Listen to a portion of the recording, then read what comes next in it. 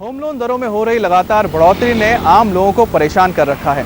घर खरीदने वालों को समझ में नहीं आ रहा कि वो आखिर लोन कहां से लें, प्राइवेट बैंक से या फिर सरकारी बैंक से।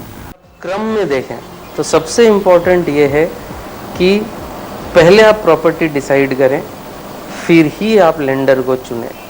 तो प्रॉपर्टी जो आपने चुनी है वो आपके लेंडर को एक्सेप्टेबल होनी चाहिए। तो ये सबसे इम्पोर्टेंट पॉइंट है। तो अगर आपकी प्रॉपर्टी बहुत पुरानी है तो शायद ये हो सकता है कि कोई पर्टिकुलर लेंडर को वो पसंद ना हो।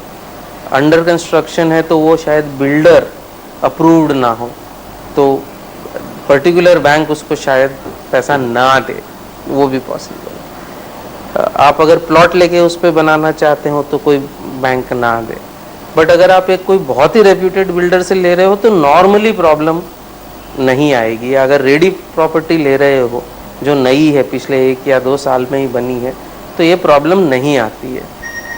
फिर कभी कभी डॉक्यूमेंटेशन की भी प्रॉब्लम आ जाती है कि क्या डॉक्यूमेंट्स आपको प्रॉपर्टी में मिल रहे हैं वो आपकी बैंक को एक्सेप्टेबल हैं कि नहीं है।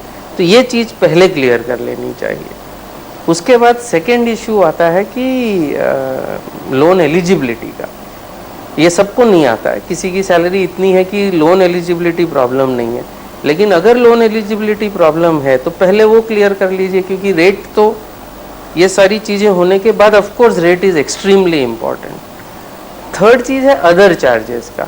अब नॉर्मली 50 से 60% होम लोन्स जो हैं वो प्री पेमेंट हो जाते हैं, समय से पहले ही लोग उसको प्रीपे कर देते हैं। और प्री पेमेंट चार्जेस अगर हाई है तो वो आपके कॉस्ट में ऐड हो रहा है।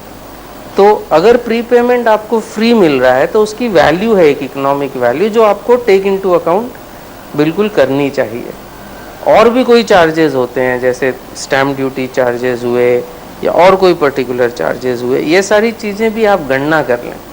और फिर ऑब्वियसली ये सारी चीज़ें देखने के बाद जो भी बैंक की रेट सबसे कम हो वो आप ले सकते हैं। सरकारी बैंकों से लोन लेने से पहले कुछ बातों का ख्याल जरूर रखें, जैसे कि प्रॉपर्टी के कागजात सही हो, बिल्डर नामी हो और स्थानीय प्रशासन से उस प्रॉपर्टी को बनाने की मंजूरी मिली हुई हो।